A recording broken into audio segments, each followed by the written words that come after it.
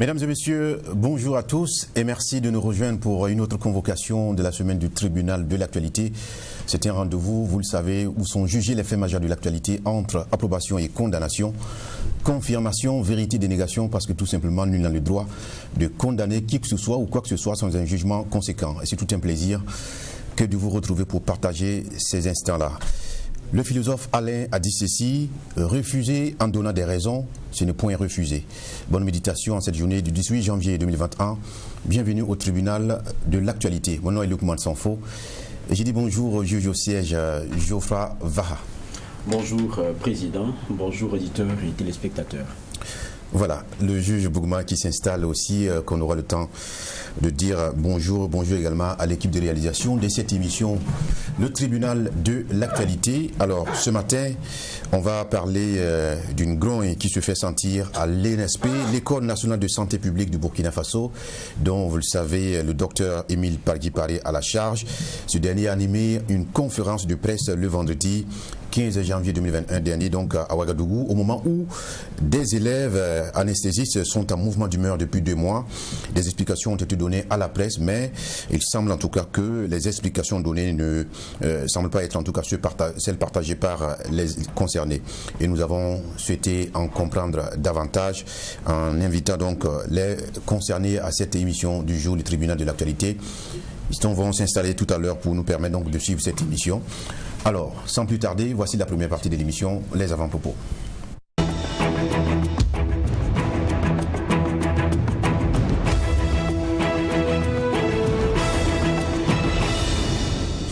Merci encore une fois de votre fidélité pour la première partie de l'émission. On va d'abord dire bonjour à Ben Abougma. Oui, bonjour Président, bonjour Juge Vaha, bonjour Madame, Monsieur. Bonjour Juge Bougma. Alors, on commence par Geoffroy Vaha pour son avant-propos du jour. Oui, merci Président. Moi j'aurai un seul avant-propos. Et mon avant-propos va concerner une télévision sœur. Il s'agit de BF1 qui a essuyé un malheureux incident ce week-end avec une partie de son siège, donc une salle de machine qui est allée en feu.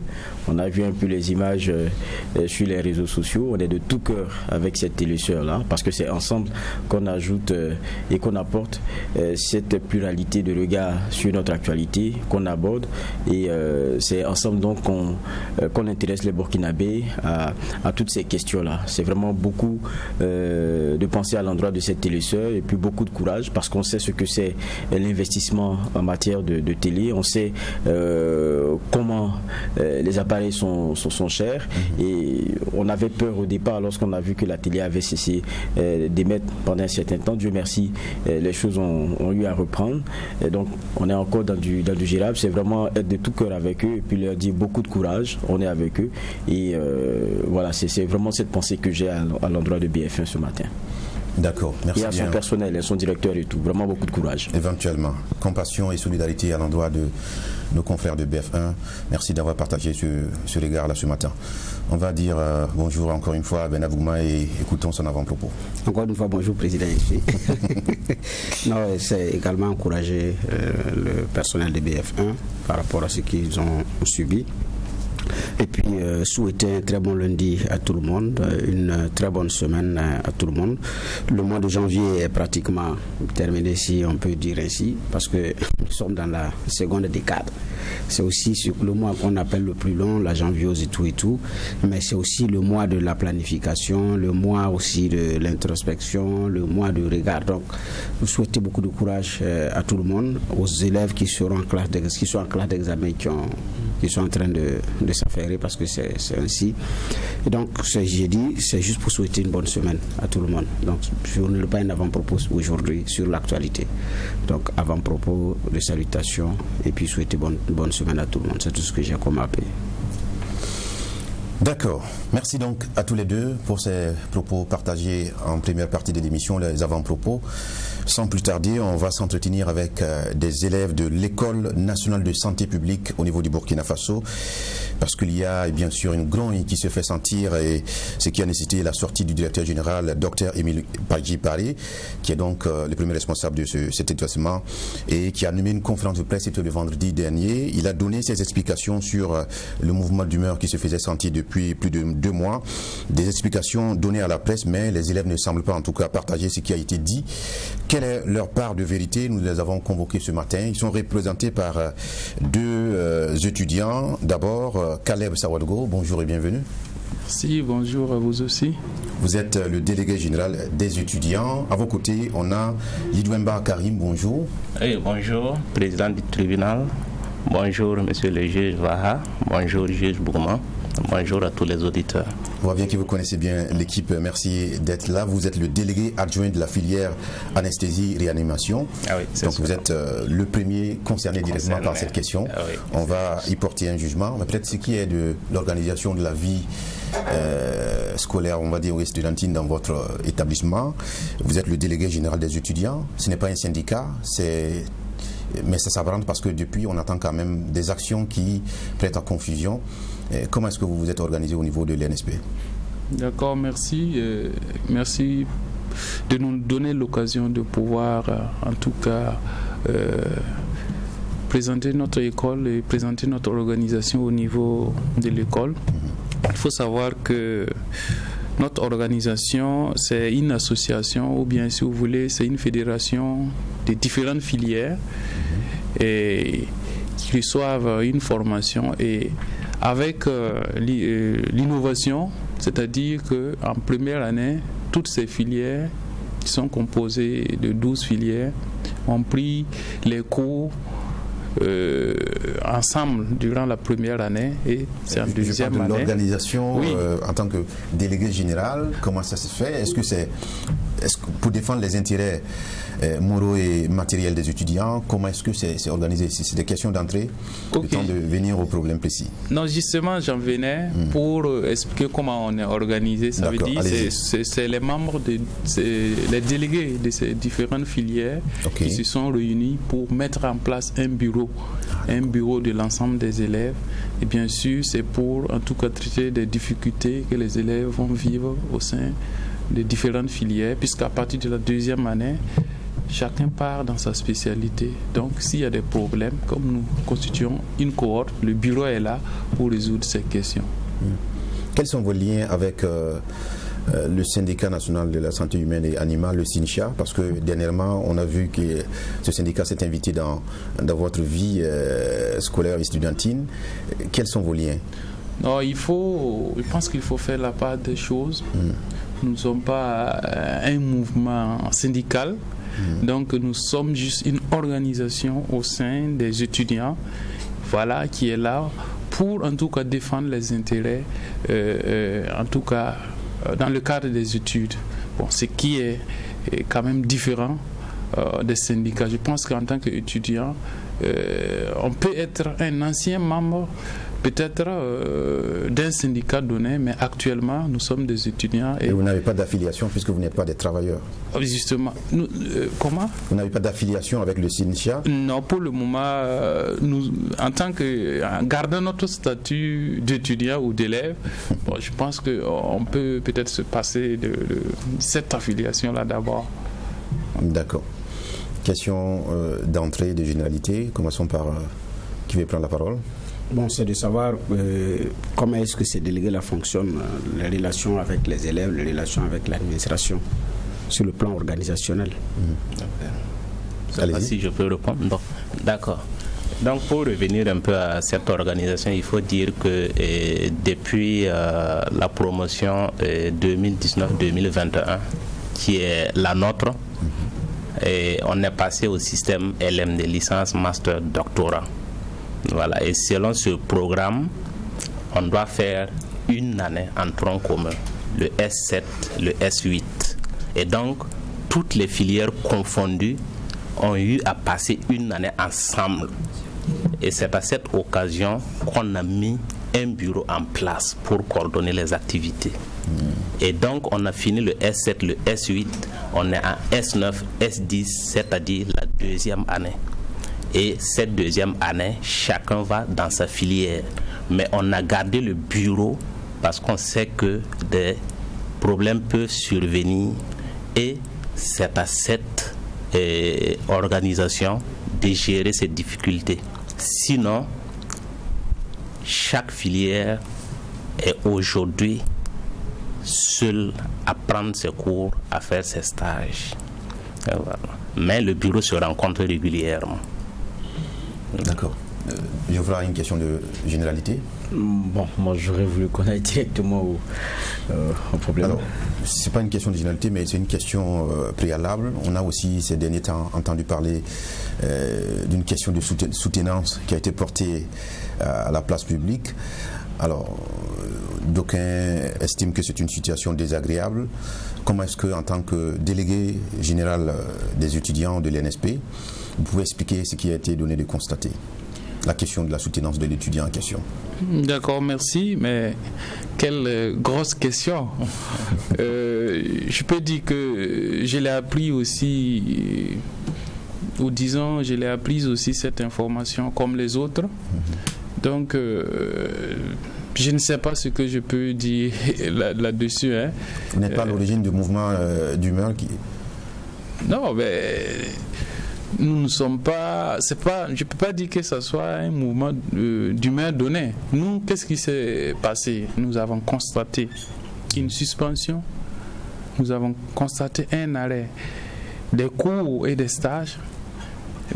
Ce que nous pouvons faire, c'est demander à ce que les cours et les stages reprennent. Parce que après avoir en tout cas entamé des étapes pour rapprocher l'administration, pour que l'administration puisse trouver des solutions à notre problème, des solutions à la suspension des cours et des stages. C'est après avoir en tout cas entamé toutes ces étapes-là en vain que nous étions obligés en tout cas de faire un mouvement d'humeur. Mais des élèves qui s'opposent au fait qu'un de leurs camarades ait pu, en tout cas par... on va dire la grâce de l'administration, soutenir son mémoire pour sortir, pour être utile déjà à la nation. Comment vous appréciez? Je ne sais pas. Est-ce que c'est logique dans votre comportement? Intervenir. Allez-y. Ok, merci. Par rapport à cette soutenance, il faut le dire, et on a eu à le rappeler quand on a rencontré notre directeur général. C'était le vendredi, juste après la conférence de presse. Nous lui avons dit que cette perception de notre mouvement pouvait ne pas être juste, puisqu'il nous a dit que notre mouvement est pour qu'on suspende la soutenance dite illicite de l'étudiante. Alors que nous sommes sortis pour dire qu'il n'y a pas de raison que autant d'étudiants restent à la maison pendant plus de 2 mois sans activité pédagogique. Ce n'est pas juste. Et donc, c'est dans la recherche de cette solution qu'on nous a dit qu'il y a eu, entre autres, cette soutenance qu'on qualifie d'illicite. Et effectivement, nous avons constaté que depuis qu'on a enclenché ces cours de LMD, il n'y avait pas de problème. Moi, je suis de la filière anesthésie-réanimation et c'est la filière concernée. C'est vrai qu'il y a eu la chirurgie par la suite. Mais la chirurgie, pour le moment, fait les stages, mais ce sont les cours théoriques qui sont suspendus. Mais il faut reconnaître que les faits sont là, étaient dus. Maintenant, les autres, ça peut être des appréciations, des jugements de valeur. Donc, depuis qu'on a commencé le S7, S8, il n'y avait pas de problème. Et on a pris le cours jusqu'à un certain volume appréciable. On a fait des travaux pratiques qui nous permettent d'aller sur le terrain. Et c'est en ce moment que le problème de la soutenance s'est invité. Sinon, les cours se passaient. Vous voyez un peu la chronologie. Les cours se passaient sans problème. On a fait les TD sans problème. et on devrait aller sur le terrain. Mais il y avait quelques cours qui restaient. En gros, 3 cours comme ça, qui nous restent pour finir les cours théoriques. 3 cours. Donc ça veut dire qu'on a fait un gros boulot. Et donc c'est en ce moment qu'on a entendu parler d'une soutenance. Et que cette soutenance, de l'avis des acteurs impliqués, ils s'y reconnaissent pas. Et il y a eu une note officielle adressée au directeur général de la Société des anesthésistes et réanimateurs et des médecins urgentistes du Burkina pour dire voici le problème. Tous les encadreurs aussi, la plupart de la direction de la formation supérieure en sciences de la santé ont eu aussi à produire un document officiel pour dire nous nous démarquons de cette soutenance. Voici des faits. Et donc, les cours qui connaissaient déjà des problèmes, les quelques 3 cours qui restaient, connaissaient déjà des problèmes. Mais à partir du 15 novembre 2020, les cours ont été suspendus. Vous voyez, après la soutenance. Donc, nous, étudiants, on peut faire un rapprochement à l'égard de ces 2 écrits. Est-ce que cette soutenance n'est pas à l'origine de la situation que nous vivons? C'est une question que nous nous posons. Et donc, ils ont dit, les cours sont bloqués, qu'est-ce qu'on fait? Au lieu qu'on perde du temps à flâner, on va vous mettre sur le terrain pour que vous gagnez aussi en volume pratique. Nous avons émis cette inquiétude puisqu'on s'est réunis et on a dit, les encadreurs qui nous dispensent les cours, les encadreurs qui nous donnent les travaux pratiques, ce sont ces mêmes encadreurs qui sont sur le terrain de pratique. Est-ce que si on y va, est-ce qu'ils vont nous encadrer? Ils nous ont dit, bon, il n'y a pas de problème, allez-y. Le terrain, c'est une entité administrative qui n'a rien à voir avec les encadreurs. Mais c'est les encadreurs qui y travaillent. Vous voyez un peu. On est allé. Dès le premier jour, d'autres ont été refoulés. On leur a dit non. Il y a un problème, repartez. Et sur d'autres terrains, ils ont été acceptés. Le premier jour.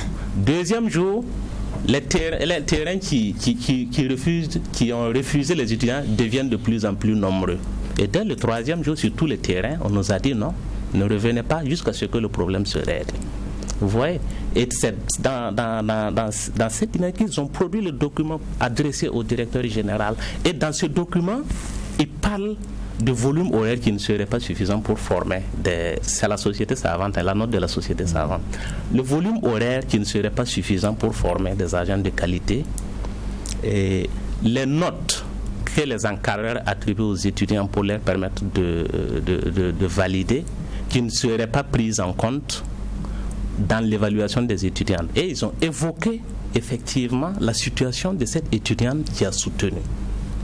Et donc nous sommes rencontrés, les différents délégués de toutes les filières, pour voir au niveau de notre direction d'abord, de la formation supérieure en sciences de la santé, qui est notre école.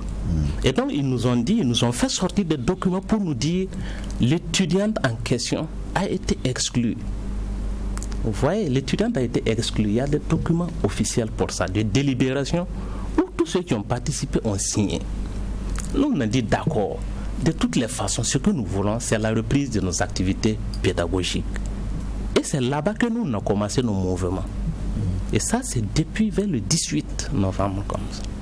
Avant la fin de l'année 2020. Avant la fin de l'année 2021. Il n'y a pas eu de réponse. C'est des négociations, des discussions. Il n'y a pas eu de solution. Jusqu'à ce qu'on parte maintenant au niveau de la direction générale. Voilà. Bon, avant que Geoffroy ne prenne la parole, ce que je veux comprendre à ce jour, est-ce que c'est un problème, dans un problème plus général, la question de la soutenance de l'étudiante, ou bien c'est un épiphénomène auquel vous vous attachez pas véritablement? Parce que quand même nous avons couvert cette activité-là, on veut savoir si c'est quelque chose qui peut encore bloquer la négociation qui est en cours. Bon, avant de répondre à votre question, je pense que j'allais rectifier votre question. Hein. Vous avez demandé, est-ce normal, pourquoi les étudiants vont protester contre les faveurs, par exemple, qu'un directeur général, par exemple, aurait accordé à leurs camarades. Voilà, il faut savoir que, premièrement, nous ne luttons pas, nous ne protestons pas contre les faveurs qu'on a apportées à ce camarade. ou disons même, c'est une étudiante qui n'est même pas de notre promotion, si vous voulez le savoir. Apparemment, c'est une étudiante qui s'est inscrite depuis 2015. En principe, même si elle redoublait, c'était en 2018 qu'elle devrait sortir. Mais on n'a pas compris pourquoi c'est en 2020 qu'elle tente de sortir. Bon. Tout compte fait, bon, comme les gens aiment le dire, ça, c'est pas notre Java. Voilà. Mais nous l'avons dit lors de nos reportages. En fait, notre lutte, nous n'avons qu'un seul objectif. Nous ne luttons pas contre un individu et nous ne luttons pas non plus contre une société savante donnée. Le constat amer que nous avons eu est que les cours et les stages sont suspendus et nous luttons et nous demandons à l'administration, puisque nous ne pouvons pas aller ailleurs. C'est l'administration qui est notre, nous sommes sous la tutelle de l'administration. Donc nous nous adressons à l'administration, en tout cas de fournir tous les efforts possibles pour que nos cours et nos stages puissent reprendre. Parce que c'est inadmissible. Vous voyez, 2 mois durant, pour une école professionnelle, les problèmes, on sait que les problèmes ne pas survenir dans les lieux de travail. Mais il faut qu'on puisse résoudre les problèmes aussi rapidement, évidemment. Le plus rapidement possible. Évidemment. Geoffroy va prendre la parole maintenant. Oui, moi je me rappelle les titres de la presse concernant la soutenance. On a dit la soutenance de la discorde. Quand on vous écoute, on a comme l'impression que vous faites un distinguo entre cette soutenance et ce qui est en train de se passer au niveau de l'école. Et puis, dans votre argumentaire, vous paraissez très prudent. Vous parlez de soutenance illicite, mais que c'est pas vous qui dites ça, hein, c'est pas vous qui dites ça. Ouais. Vous rappelez, c'est un nombre de papiers. Vous soupçonnez quoi? De connivence? C'est quelqu'un de trop proche du directeur? Vous soupçonnez quoi dans cette affaire? D'accord. Dites-nous clairement, parce qu'au tribunal, c'est pas la langue de bois. Hein. C'est pas la langue de bois, sinon c'est pas la peine de venir. Oui, c'est pas la peine. Ok. D'accord. C'est le tribunal. Donc, tout ce que nous savons, nous allons vous le dire. Allons-y alors. Bon, mais maintenant, vous savez que devant toute situation, on cherche des informations, comme vous le faites aussi, on essaie de les recouper et on essaie de voir. Mais à notre niveau étudiant, est-ce que nous avons tous les éléments nécessaires pour qualifier une soutenance? Donnez-nous les éléments que vous avez, dont vous disposez. Mais les éléments que nous avons, ce que nous vous avons dit, il y a eu un écrit de tous les encadreurs, la plupart, et ce document est officiel, pour dire qu'ils ne se reconnaissent pas par rapport à cette soutenance. Il y a eu la société des anesthésistes réanimateurs et des médecins d'urgence qui disent que leurs notes, leurs points de vue ne sont pas pris en compte dans l'évaluation des étudiants et ils ont évoqué cet état de fait. Mais maintenant, comme la qualité des informations que nous pouvons avoir ne nous permet pas de dire réellement la soutenance est illégale, c'est la société savante ou les encadreurs qui ont raison et notre directeur a tort, ou notre directeur a raison et que ces gens ont tort. Nous essayons de relater les faits pour permettre aux uns et aux autres de se faire une bonne analyse des choses. Mais du reste, quand nous avons commencé notre premier mouvement le 2 décembre 2020, il y a eu une couverture aussi, je crois, de votre chaîne. Voilà, nous vous remercions vraiment pour le traitement professionnel que vous réservez à ces situations. Merci. Et donc, dès qu'on a rencontré, et notre objectif là, c'était de rencontrer le directeur général pour qu'on discute, pour qu'on essaie de comprendre, parce qu'on ne comprenait rien. Et on ne pouvait pas. Et on est allé au mouvement, on nous a dit non, attendez un jour, attendez 2 jours. On a dit d'accord, s'il faut attendre autant de jours qu'il faut, il n'y a pas de problème, mais nous serons là jusqu'à pouvoir discuter avec lui. Et effectivement, il a rencontré tous les étudiants. Et quand il a rencontré tous les étudiants, il nous a relaté aussi les faits. Et la soutenance est revenue. Il nous a dit, voici la note que la société savante m'a adressée. Ils disent, le volume horaire n'est pas suffisant, nos notes ne sont pas prises en compte dans l'évaluation des étudiants, et voilà que vous avez permis à une étudiante de soutenir alors qu'elle ne remplissait pas les conditions. 3 éléments. Quand vous avez une situation qui est là et vous connaissez les causes, qu'est-ce que vous pensez? Nous pensons que il suffit de voir les causes. Si les causes sont gérées, le problème va se régler. Je voulais avoir une précision. Oui. Vous disiez que concernant l'élève, c'est quelqu'un qui est d'une promotion passée. Oui, c'est pas de notre, elle n'est pas de notre promotion. Donc, mais la question du volume horaire, il est rapporté à quoi? La situation du moment? Parce que si c'est une ancienne élève, voilà, ça veut dire que peut-être que la concernante, c'est elle qui est en retard. Sinon, à son niveau, le volume horaire pour un certain nombre d'éléments, c'est déjà, c'était déjà clos, c'était déjà fait. Ok, je vais terminer. D'accord, allez-y. Effectivement, par rapport à cette situation, donc, quand nous avons rencontré monsieur le directeur et quand il nous a dit par rapport au volume horaire, nous allons rencontrer, mais le volume horaire concerne nous, notre promotion, en fait, puisque c'est notre promotion qui a commencé avec le système LMD, qui, de fait, a entraîné une réduction du volume horaire, consacrant un volume horaire à l'enseignant et un volume horaire aux étudiants. Et donc, c'est ce volume horaire enseignant-là qui trouve insuffisant.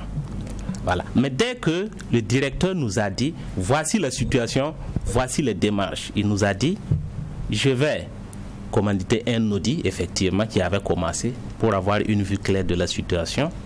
Il a dit, je vais entreprendre un dialogue avec les acteurs. Et dès le 7 décembre, les activités vont reprendre. Vous voyez, c'est 3 éléments.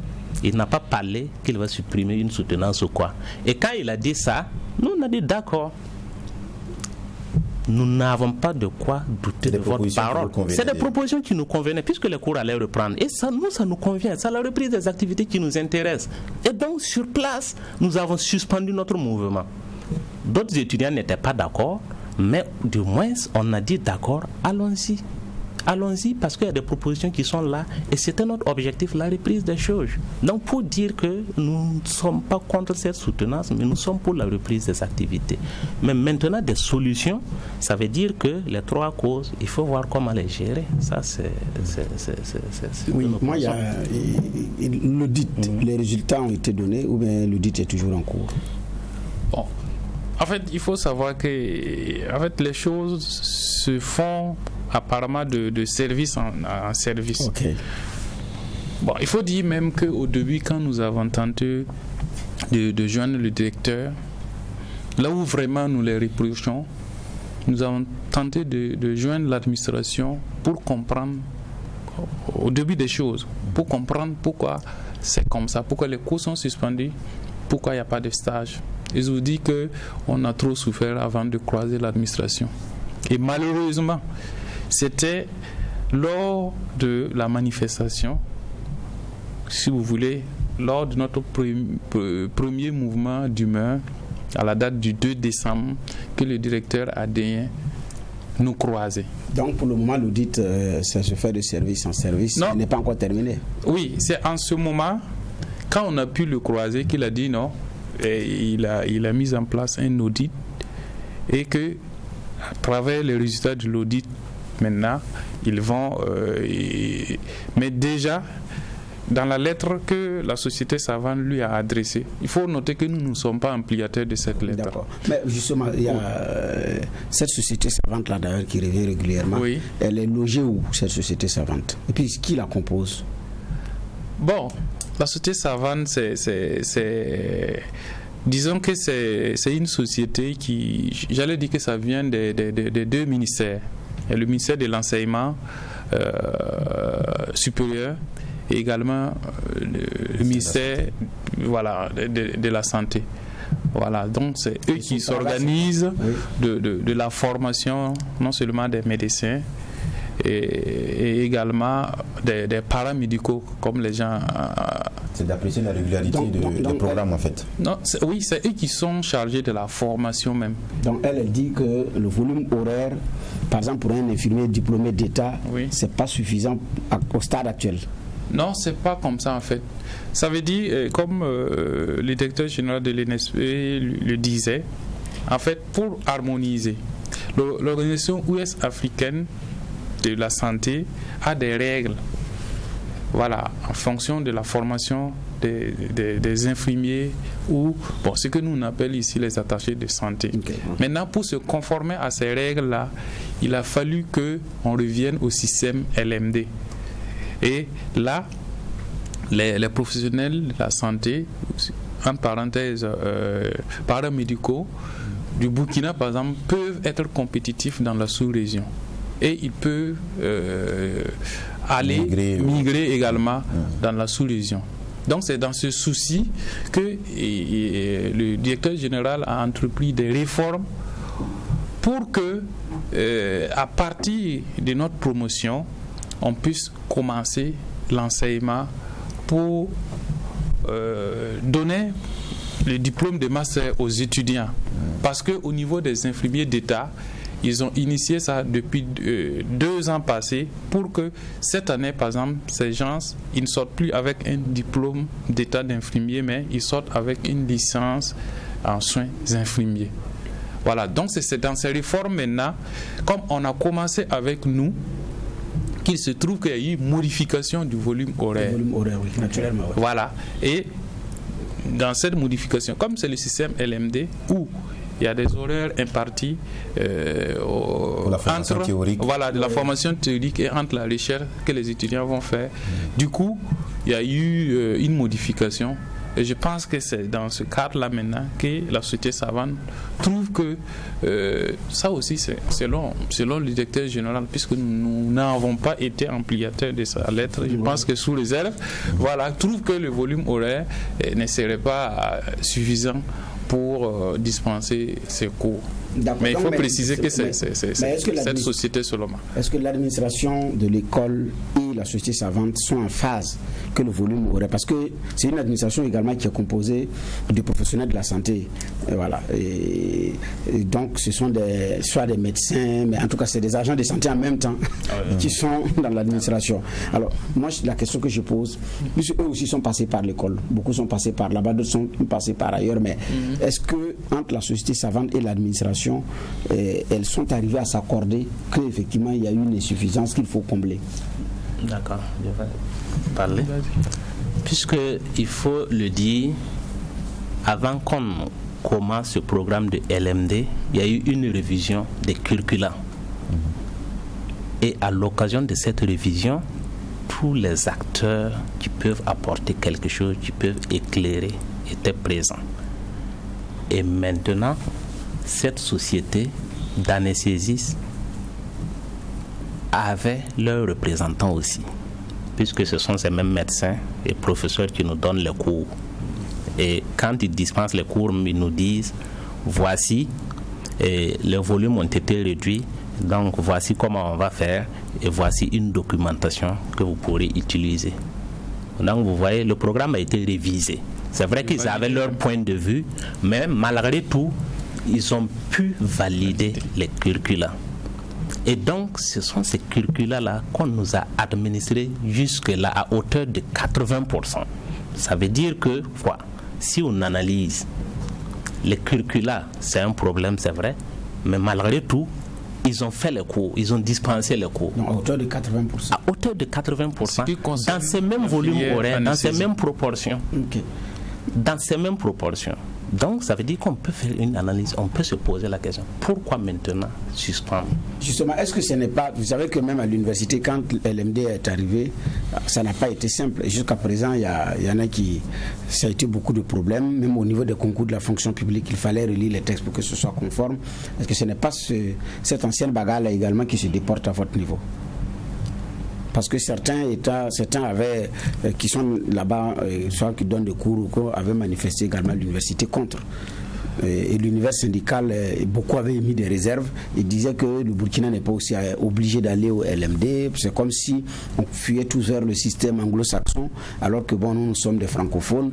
Est-ce que ce n'est pas vraiment la lame de fond, ce n'est pas véritablement ce problème qui se déporte également dans vos locaux?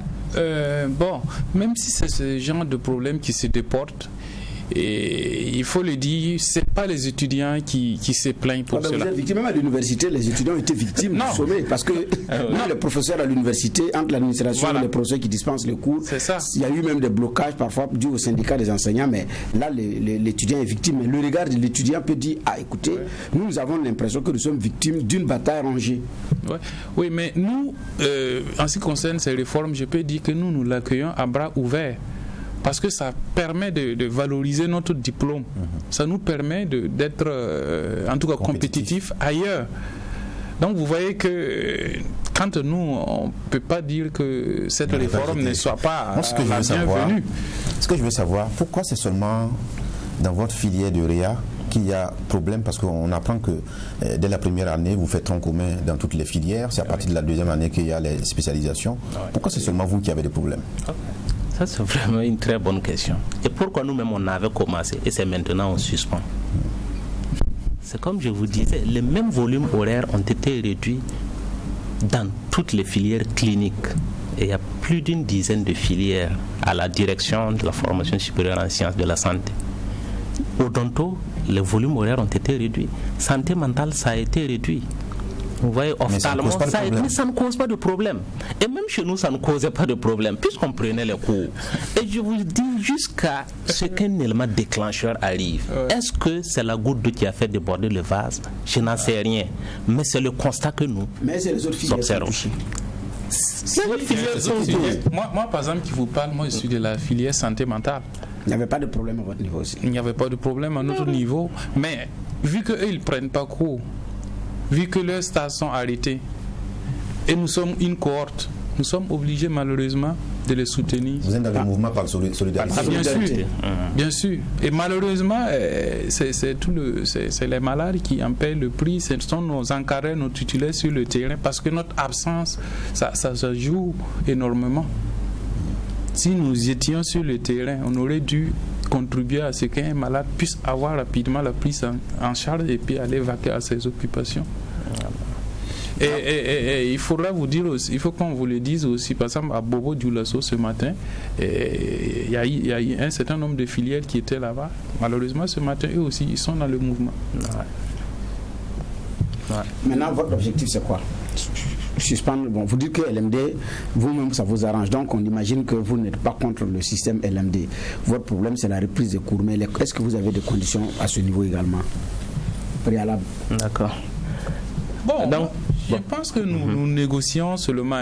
Nous, ce que nous demandons aux deux acteurs, puisque nous savons que c'est les deux acteurs, la société savane, les anesthésies, réanimateurs et médecine d'urgence, et puis à la direction générale de l'NSP. Et pourquoi pas même interpeller les deux ministères concernés pour qu'ils puissent agir rapidement, pour que nous puissions reprendre les cours et les stages.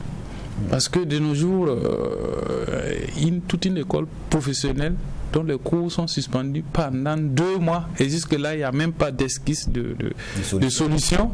Je pense que de nos jours, on ne devrait pas constater ce genre de situation, malheureusement.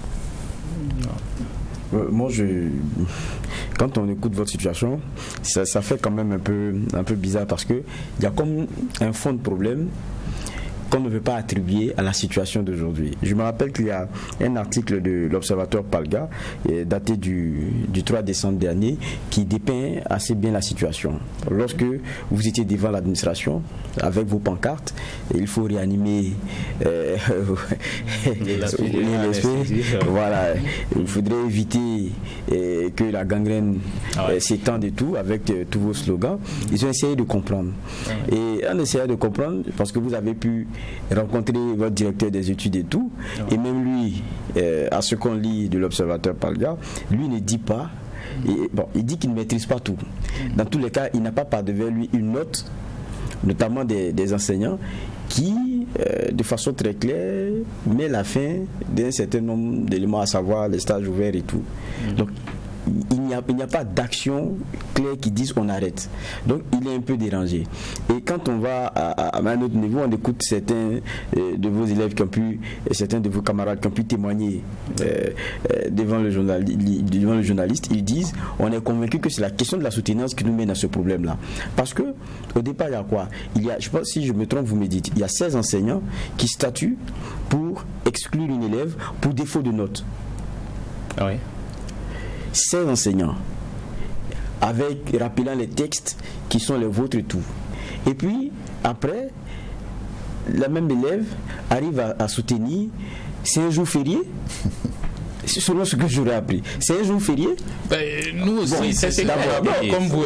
C'est une date qui est là. On nous dit que c'est un jour férié, un jour férié, une soutenance un jour férié, un directeur qui débat, qui attrape 2 de ses amis. C'est ce qui est raconté. 2 de ses amis, la soutenance elle est faite.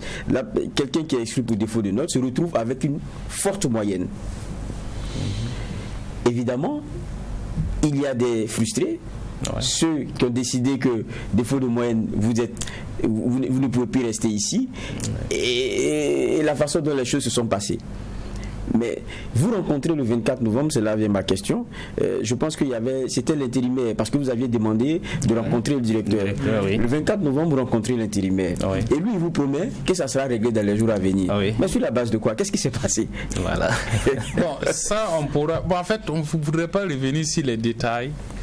Parce que, en fait, quand on a croisé le DES, il faut, comme je le disais, on a eu du mal même à pouvoir les croiser premièrement. Et quand on les a croisés, bon, on nous avait promis en tout cas que dans les jours à venir, on allait avoir la résolution du problème. Et en étant, nous, on a essayé d'être prudents. On dit, bon, au moins on se donne une semaine. Après une semaine, par exemple, on va repartir vers eux. Et ensuite, quand on est reparti, puisque c'est l'intérimaire qui était là, et lui il nous disait, quand on est reparti, il nous dit non, la situation se trouve maintenant dans les mains du directeur général lui-même. Le conseil d'administration s'est saisi du problème. Madame le ministre en son sens s'est saisi du problème. Mais si tout cette armada, en tout cas d'autorité, se sont saisis du problème et que jusque-là, il n'y a pas de solution, ça veut dire qu'au sein du ministère, je ne veux pas extrapoler ça au sein dire au sein du gouvernement, ça c'est trop. C'est trop. Des bagarres rangées entre la société savante et peut-être la direction. Bon, c'est possible, mais il faut que les gens arrivent à s'asseoir. Sinon, c'est la carrière de plus de 200 professionnels de la santé qui sont en train de bafouer comme ça. En clair, aujourd'hui, vous êtes assis, vous regardez vos encadreurs et vous ne comprenez pas grand-chose. Oui. Oui. Mais on a l'impression que vous ramenez ça à la question de volume horaire et de quotas à atteindre, mais est-ce que ce n'est pas un prétexte? Parce qu'au fond, il y a un problème de fond à régler entre eux. Nous-mêmes, on a nos capacités aussi d'analyser. Mais dites-le, on est là pour ça. C'est ça en fait. C'est pas votre regard que vous êtes là.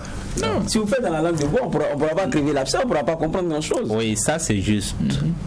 Je disais, le problème, il a des causes. Au regard de ces causes, nous avons développé des stratégies qui étaient d'approcher les gens pour dialoguer et essayer de comprendre. C'est ce que nous avons fait. Il n'y a pas de solution jusqu'à présent. Mais les causes sont là, ce sont les 3 points. Mais quand on prend les 3 points et qu'on analyse, malgré tout cela, on prenait les cours. Et on a épuisé un volume horaire. On dit que ce n'est pas suffisant, mais on a fait quand même. Ça veut dire que il y a un modus vivendi qui pouvait être trouvé malgré tout ça, jusqu'à ce que la soutenance vienne et tout est bloqué.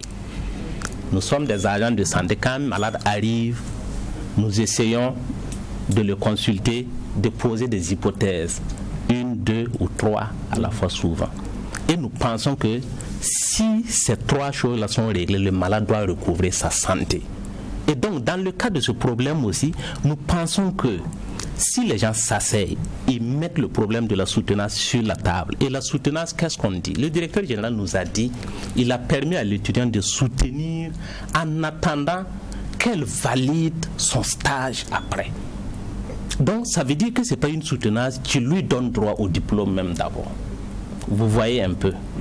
Et il a dit, si vous voyez un peu le pays d'aujourd'hui à l'issue de sa conférence de presse, il a dit que le DG a des prérogatives pour certaines situations qui ne sont pas dans les règlements. Soit, c'est possible. Mais quand une situation crée des problèmes, crée des blocages pour autant d'étudiants, est-ce qu'il n'y a pas lieu de voir? Et nous pensons que dans un ordre négocié, les acteurs peuvent s'entendre. Et ça, moi, nous pensons que c'est par là, c'est vers là il faut aller. Mais chacun est sur sa position. Personne ne veut faire le premier pas parce que depuis le 2, c'est quand nous avons commencé à faire le mouvement qu'on nous a dit tout de suite que le problème sera réglé le vendredi passé. C'est ce que le directeur des études nous a dit. Pourquoi attendre autant de temps alors que vous pouvez vous réunir? Et moi je pense qu'un dialogue sincère, ça permet d'évacuer ces problèmes et puis voilà, les étudiants vont reprendre leur cours. Et pour cela, je pense que nous, on a juste deux questions à poser. Hein. Une à la direction générale et une autre à la société savante. À la direction générale, ce que nous avons comme question à lui poser, c'est pourquoi, pour accorder des faveurs à un seul élève ou étudiant, vous remettez en cause, en tout cas, plus de 200 étudiants. Ça, c'est la question que nous posons. Pourquoi ne pas faire marche arrière pour que les cours reprennent normalement? Ce qui est sûr, comme il le dit, c'est une prérogative. Si tu as une prérogative d'accorder peut-être une faveur, tu dois avoir cette prérogative aussi de faire marche arrière. Maintenant, par rapport à nos encadreurs aussi, à la société savante qui dit que le volume horaire ne les permet pas de former c'est ce qui est dit. Ce qui est dit clairement, c'est que le programme ne permet pas de sortir des anesthésistes compétents. Voilà, compétents. Maintenant, la question qu'on se pose, pourquoi le programme, on a commencé le programme, étudié jusqu'à au moins 80%, et que c'est à cette période qu'on décide de suspendre les cours et les salles parce que voilà. Justement, en fait, c'est la question qui nous anime qu'on n'arrive pas à trouver la réponse. Donc vous également, vous n'arrivez pas à trouver. C'est pourquoi j'avais posé la question qui sont ceux qui composent cette société savante et tout. Alors que vous avez dit que le diagnostic de début, ceux qui donnent cours, les horaires, tout a été calé avant que les choses ne démarrent. 80% de cours sont dispensés et patratas un matin, blocage. Tout est bloqué. Donc, bon, je pense que ça, chacun fait son analyse. Vous n'avez pas cherché à savoir. C'est parce que moi, c'est ça aussi la. Tout à l'heure, il aimait tellement utiliser un terme que malgré tout, on faisait le cours. Est-ce que c'est pas au regard de votre spécificité qu'il y a lieu de regarder quand même sur le temps mis pour votre formation? Non, mais on va pas former des gens plus que ceux qui sont déjà sur le terrain. Ce sont nos aînés, ce sont nos promotionnaires qui d'école de base. Ils n'étaient pas dans le système LMD, ils étaient dans une formation continue. Oui, mais c'est les mêmes actes. C'est les mêmes actes qu'on va fournir sur le terrain. Non, mais imaginez une année de tronc commun, 6 mois de spécialisation dans lesquels vous avez le stage à faire et le mémoire. C'est quand même. Oui, mais on a renforcé la recherche aussi. Cela est juste. Ce que vous dites, vos propos sont justes. Mais vous voyez que malgré ce volume horaire qu'on dit insuffisant, on a fait le cours, on a fait les travaux pratiques, on était sur les terrains. Et sur d'autres terrains, les gens. Vous êtes d'accord quand vous formez avec des insuffisances? Non, pas forcément, puisque ces insuffisances peuvent être rattrapées d'une manière ou d'une autre. Il suffit seulement d'un travail individuel qu'on demande aux étudiants dans le système LMD. Personne n'est contre le système LMD.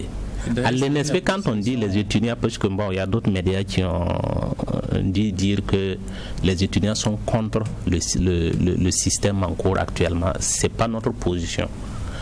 C'est un système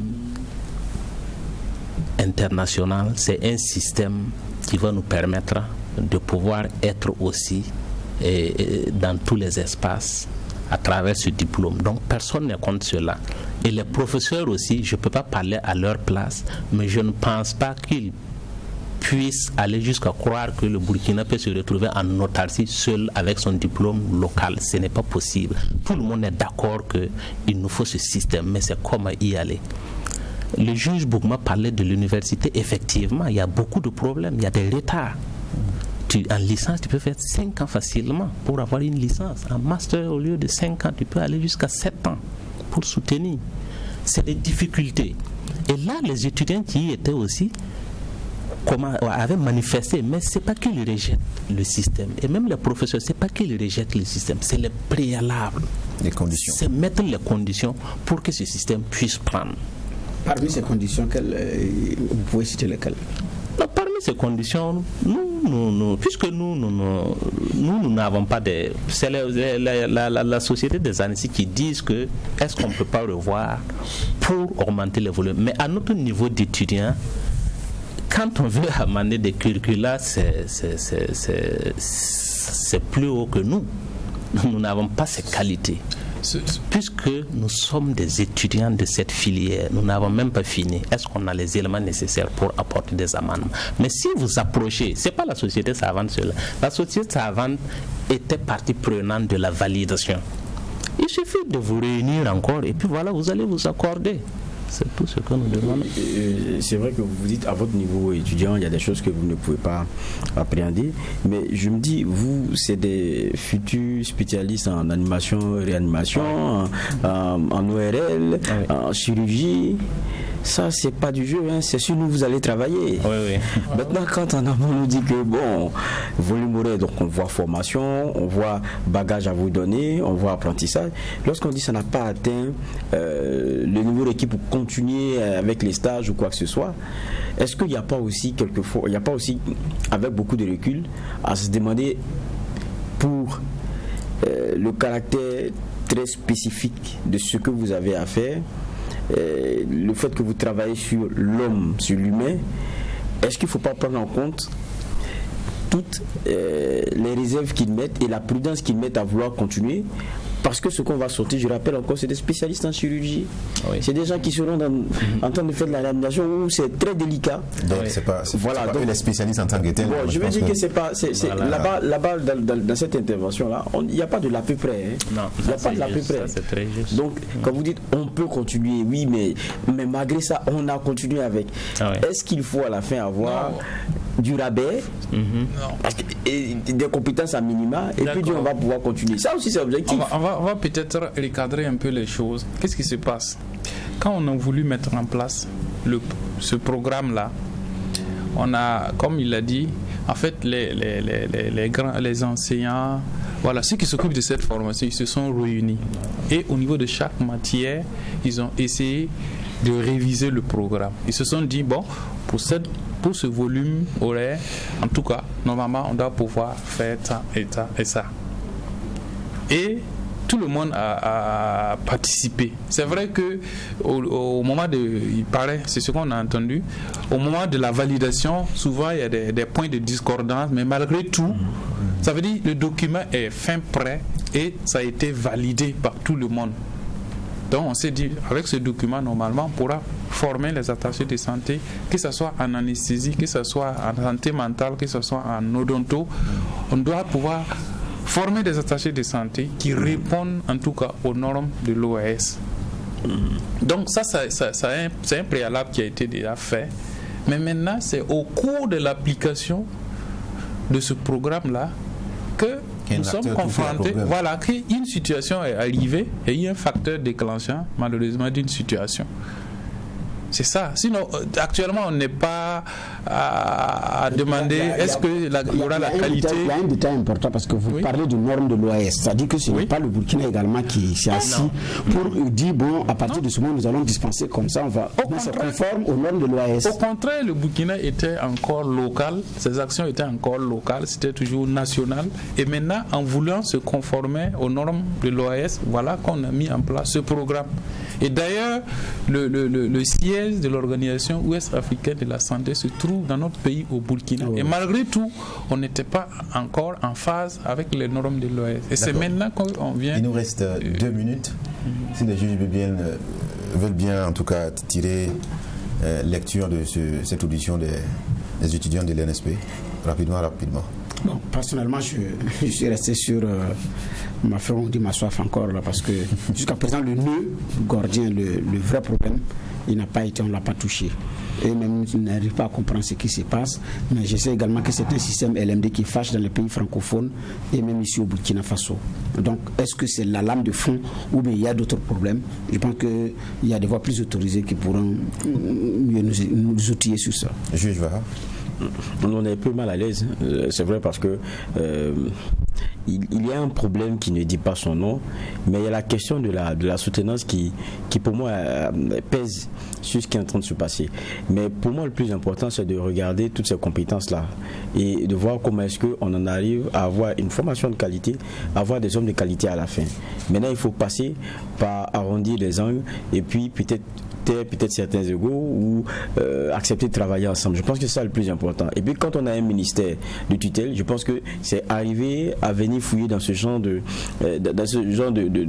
boîte-là où vous avez tout, hein, lame, aiguille et puis coton. Donc vous pouvez rencontrer du bout, du dur, du piquant. Et puis à la fin, régler le problème. Sinon, ce n'est pas intéressant. C'est depuis quoi ils ont tenté depuis le 24 novembre de rencontrer le directeur intérimaire qui avait promis que ça allait se régler dans les jours à venir.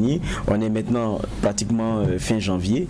Il faudrait que on trouve la fin de cette histoire et puis une bonne fin. Je pense que c'est ça le plus important. D'accord. Merci à vous. Nous recevions Zidwemba Karim, qui est délégué adjoint de la filière anesthésie et réanimation, également le délégué général des étudiants Caleb Sawadogo.